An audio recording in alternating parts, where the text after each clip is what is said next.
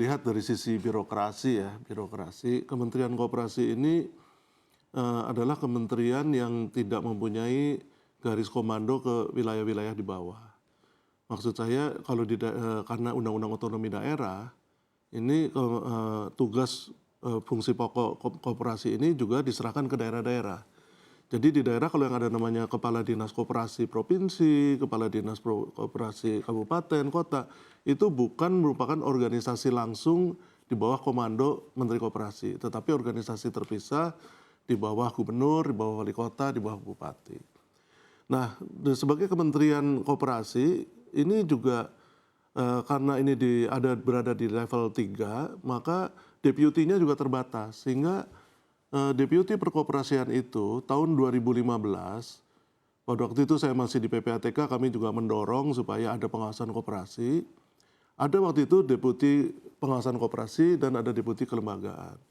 Tetapi kemudian karena mungkin dianggap oleh Menteri Menpan RB tidak sesuai dengan nomenklatur, maka deputinya itu cuma satu, yaitu Deputi Perkoperasian.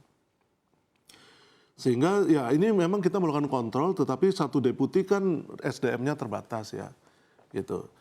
Nah, jadi kontrol itu karena kita cuma bisa, yang kita awasi adalah koperasi primer nasional. Kalau koperasi primer regional, koperasi primer yang ada di kabupaten kota, itu tidak langsung direct di bawah Menteri Koperasi, tetapi di bawah kepala dinas masing-masing, seperti itu. Jadi memang sistem pengawasannya itu relatif harus diakui bahwa ini cukup lemah. Dan kapasitas SDM-nya juga relatif lemah. Beda banget dengan Bank Indonesia, dengan OJK gitu ya. Yang memang sudah sejak tahun 60-an itu sudah mempunyai sistem pengawasan. Yang dimaksud pengawasan itu adalah pengawasan misalnya yang rutin ya, apakah laporan-laporan, neraca yang dipublikasikan, on-site supervision gitu ya, yang di Kementerian Koperasi ini tidak cukup SDM yang memiliki kemampuan atau jumlah SDM yang cukup untuk mengawasi seperti itu. Seperti OJK yang punya cabang di mana-mana ya, atau Bank Indonesia yang punya perwakilan di mana-mana kan gitu. Ini kita nggak punya. Jadi memang harus diakui ada kelemahan di situ walaupun kita berusaha.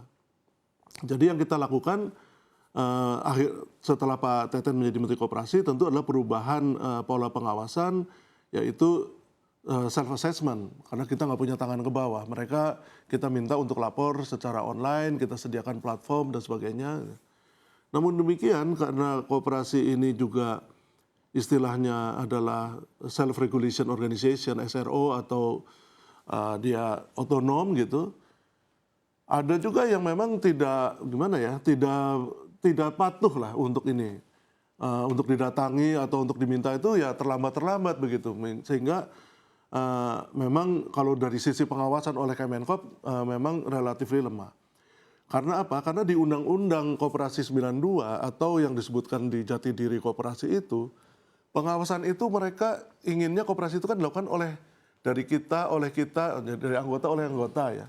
Mereka punya pengurus dan punya pengawas. Nah inilah sebetulnya garda terdepannya untuk mengawasi koperasinya. Anggota-anggota percaya kepada pengawas, anggota percaya kepada pengurus yang baik. Nah, tetapi kenyataannya tidak semua orang baik. Dan tidak semua pengawas ini punya kompetensi mengawasi. Atau kalau boleh dibilang banyak juga boneka-boneka yang jadi pengurus, jadi pengawas. Ada orang yang menjadi godfather-nya lah yang melakukan vote buying terhadap organisasi koperasi ini, sehingga di 8 koperasi bermasalah ini permasalahannya sama, yaitu memang pengurus-pengurus ini tidak amanah, pengawas-pengawasnya juga tidak profesional. Sehingga ketika dia sudah membesar sampai punya 100 cabang lebih, ya pengawasannya, rentang kendalinya menjadi lemah. Dan sementara itu koperasi ada di layer paling bawah. Baik. Ada bank, non-bank, pasar modal, baru koperasi. Sehingga ini berat untuk melakukan usaha-usaha yang mereka lakukan bukan hanya simpan pinjam, tetapi juga melakukan investasi-investasi di bidang-bidang lain. Baik Pak Agus. Kalau saya menyimpulkan berarti problemnya adalah di mana sistem hukum di Indonesia membuat Kemenkop ini wewenangnya jadi minim ya Pak ya, untuk mengontrol koperasi ini, padahal koperasi ini jumlahnya sangat banyak di Indonesia. Dan kalau kita lihat memang ada beberapa modus yang akhirnya koperasi ini dimanfaatkan untuk kedok investasi. Iya, betul. Itu secara garis besar begitu ya Pak ya. Kita minta tanggapan dulu dari Pak Misbakun. Pak Misbakun silakan tanggapannya dari pernyataan dari Pak Agus barusan. Silakan Pak. Ini Mbak, ada permasalahan negara pada tingkat negara. Negara punya masalah. Pertama, yang tadi disampaikan oleh Pak Agus itu masalahnya negara. Bagaimana negara mendistribusikan, mendesentralisasi kewenangan di bidang koperasi dari pemerintah pusat kepada daerah. Aparatnya kan sama. Pemerintah pusat, negara. Pemerintah daerah, provinsi, negara. Pemerintah kabupaten kota, negara. Itu masalahnya negara. Kok rakyat kemudian disuruh menanggung ketika negara punya masalah? Mengkoordinasikan dari pemerintah pusat ke daerah dalam sistem desentralisasi. Ini kan masalahnya negara. Kenapa ketika negara menghadapi ada masalah seperti ini, rakyat yang kemudian menerima risikonya? Itu. Kalau kemudian dikatakan bahwa yang menerbitkan izin dinas koperasi, itu kan negara yang menerbitkan. Kalau kemudian Kementerian Koperasi, oh kita hanya koperasi primer yang kita awasi. Karena sifatnya nasional. Kementerian Koperasi negara. Kok kita kemudian mensegmentasi kewenangan negara ini, oh ini kewenangan pemerintah pusat, ini kewenangan provinsi dan sebagainya. Gitu.